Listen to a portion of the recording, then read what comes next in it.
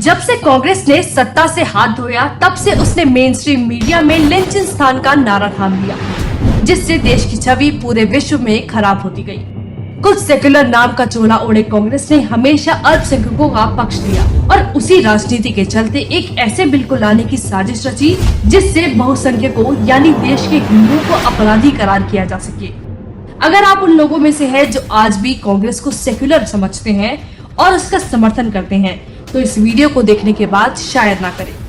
तो क्या आप जानते हैं कि सेक्युलरिज्म के नाम पर आज दूसरों पर उंगली उठाने वाली कांग्रेस 2011 से 2013 के बीच एक बिल लेकर आई थी, जिसे सांप्रदायिक एवं लक्षित हिंसा अधिनियम बिल या कम्युनल वायलेंस बिल भी कहा जाता है। और ये बिल किसी और का नहीं बल्कि सोनिया गांधी और मरने से पहले उनके खास माने जाने वाले अहमद पटेल की दिमाग की उपज थी।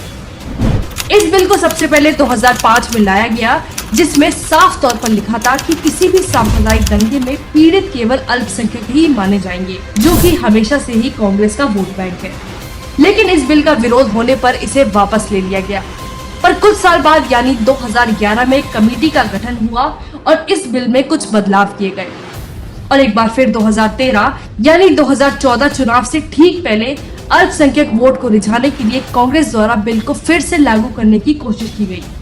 ये बदलाव थे कि किसी भी सांप्रदायिक हिंसा या अपराध के पीड़ित या तो अल्पसंख्यक हो सकते हैं या अनुसूचित जाति या अनुसूचित जनजाति के व्यक्ति, जो कि देश की 40% आबादी है। वहीं अपराध करने वाले हमेशा बहुसंख्यक यानी हिंदू होंगे, जो कि देश की 60% आबादी है। अब जरा आप सोचिए कि अगर ये बिल पास हो जाता तो हिंदू सेकेंड क्लास सिटीजन बन के रह जाते। अगर अल्पसंख्यक हिंदू या कोई भी अन्य जाति पर जुल्म करे तो उससे बचने के लिए इस बिल में कोई प्रावधान ही नहीं था। क्या अल्पसंख्यक ऐसा नहीं करते? हाल ही में हुए उदयपुर हत्याकांड तो सभी को याद है ना।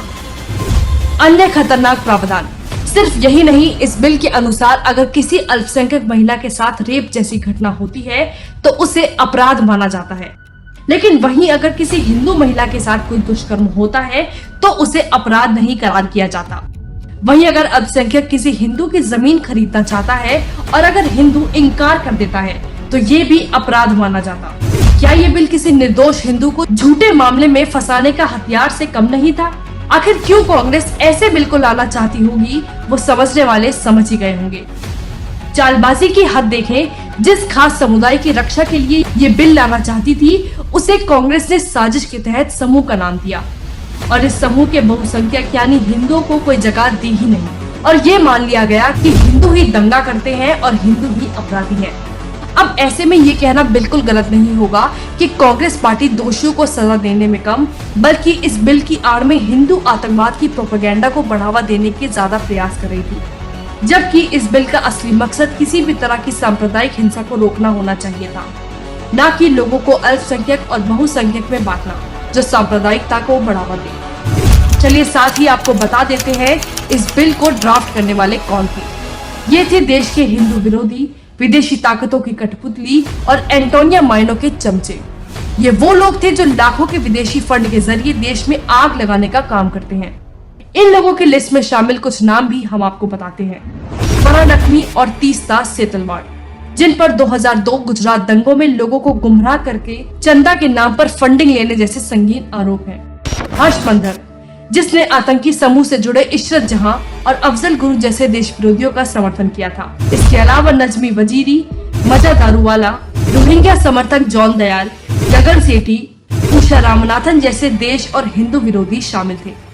खैर ये बिल पास नहीं हुआ क्योंकि 2014 में विरोध के चलते इस बिल को पास नहीं किया गया। लेकिन कांग्रेस द्वारा इस बिल को लाने से उसके हिंदू विरोधी सोच का अंदाजा लगाया जा सकता है। सोचिए आज कन्हैया लाल के परिवार को क्या न्याय मिल पाता अगर ये बिल लागू कर दिया गया होता। असल मायनों में कांग्रेस का असली मकसद ही है देश में सांप्रदायिक दंगे करवाना और उससे राजनीतिक फायदा उठाना। अगर हम देश की एकता चाहते हैं तो ऐसे हानिकारक बिल से बचना होगा और सेक्युलर नाम का चोला ओढ़ने वाली कांग्रेस को हमेशा के लिए नजरअंदाज और खत्म करना होगा।